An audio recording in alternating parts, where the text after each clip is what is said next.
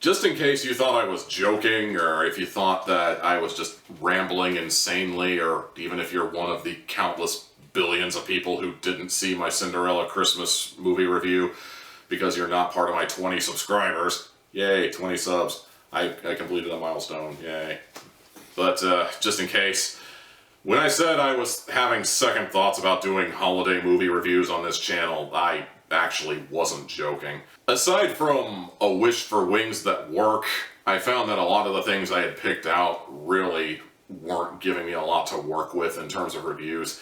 I mean, seriously, if you've seen one Hallmark Christmas movie, you have literally seen them all. There's actually a YouTube video I highly recommend now. It's a little thing called Christmas for Christmas, I believe it's called. It was something that was shown to me by family, and I swear to God, I died laughing. It was hilarious. And it's funny because it's true. Every single fucking Hallmark Christmas movie is this.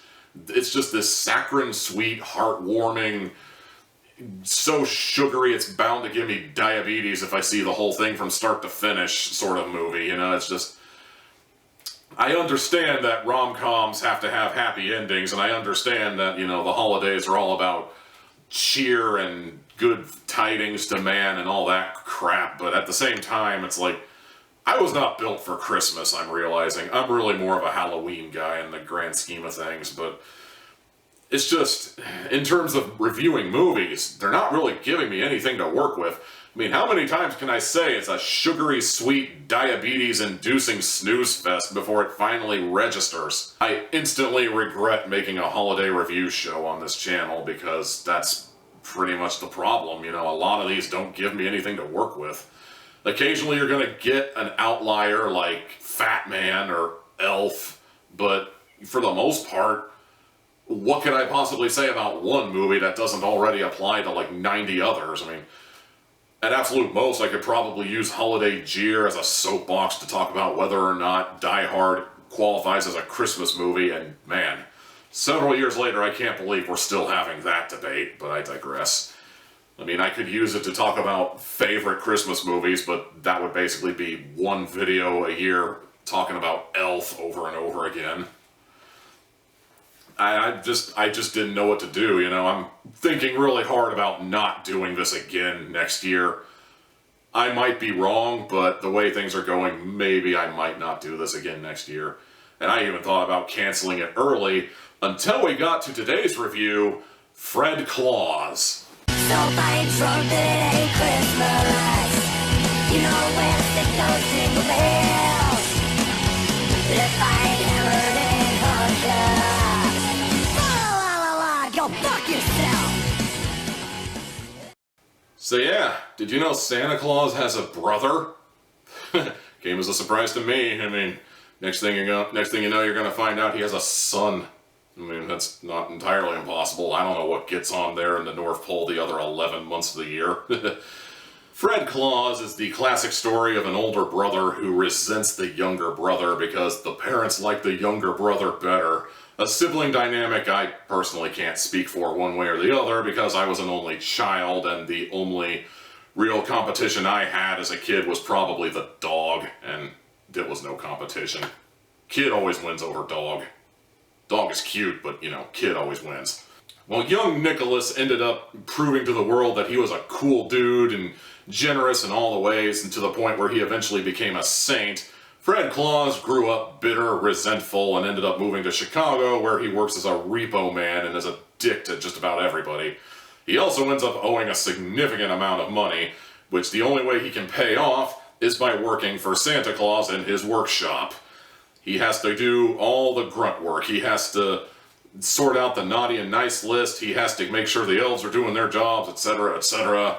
Oh, and it's probably a bad time to mention this, but also the dreaded efficiency manager is coming in to check out the workshop. Ooh. On one hand, you already know out the gate that the efficiency manager is going to be the bad guy. I mean, he wears all black. He talks about phasing out entire holidays because, while they're fun, they're just not practical. I mean, let's phase out Easter. I mean, look at this. I mean, a rabbit that lays eggs? The hell does that have to do with Jesus? I hesitate to say the movie is hilarious, but it definitely has its moments of comedy. My favorite of which being Siblings Anonymous, I think is the group that was featured there, where basically a lot of siblings who had to live in the shadow of their more famous siblings had to deal with the fact that they're not as popular and nobody's ever going to know them. Featuring cameos from the likes of Steve Baldwin and the actual, honest-to-God, Roger Clinton. I had to actually look that up to make sure it was actually him, and yeah, it turned out it was actually him. I mean, they got Vince Vaughn and Roger Clinton in the same movie. I'm sure somebody thinks that's worth bragging about. For every one bit of comedy that did land and I thought was pretty amusing, there was another bit of comedy that just kind of felt like it was forced. Particularly any instance that involved cartoon sound effects. Like, I did like the montage of the 30-plus Santas chasing Fred Claus down the street, even if it was set to Bird is the Word by the Trashmen, a song that Family Guy ruined forever.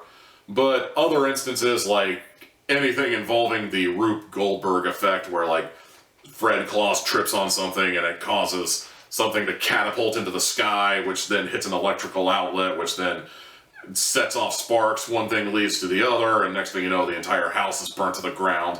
That style of humor, generally I have no problem with that, except they felt it necessary to insert like just about every public domain cartoon sound effect they could into the scene, and I really felt like that really took away from it for me. It turned something that was amusing to something that was just more tedious than anything else. But overall, a lot of my complaints about the humor are pretty minuscule. Just like, yeah, it's not my cup of tea 9 times out of 10, but overall, this is actually one of the better Christmas movies I've seen this year. Maybe even in the last 5 years, for that matter. It is actually not that bad. Part of your enjoyment of this movie probably depends on how you feel about Vince Vaughn, and Vince Vaughn may not be for everybody, but I felt like he was pretty good in this movie. I kind of felt that Fred Claus was pretty endearing despite being an asshole.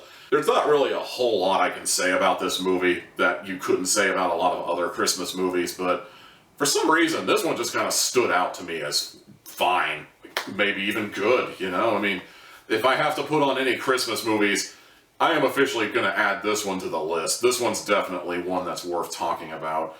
It may not be perfect, but I got enjoyment out of it, and I highly recommend it. 3 hats out of 4. And that's going to do it for this video, and it's probably going to do it for Holiday Jeer in general this year. I did kind of get a late start on this idea, so instead of 4 videos, you might have to make do with 3. And I was going to do 2 a week, but God, that's not going to happen. After what I endured, I'm not even sure I'm going to be doing Holiday Jeer this year, next year, the year after, etc. So, I hope you enjoyed these holiday reviews. Maybe next year I'll change my stance, but until then, yep, I use my own sound effects. The teal hat is back. Santa hat over here is going into retirement. If not for the year, then indefinitely. In any case, I hope you enjoyed this review, and leave a comment, like, subscribe, follow me on Twitter @TommyTealHat, and I will see you next time.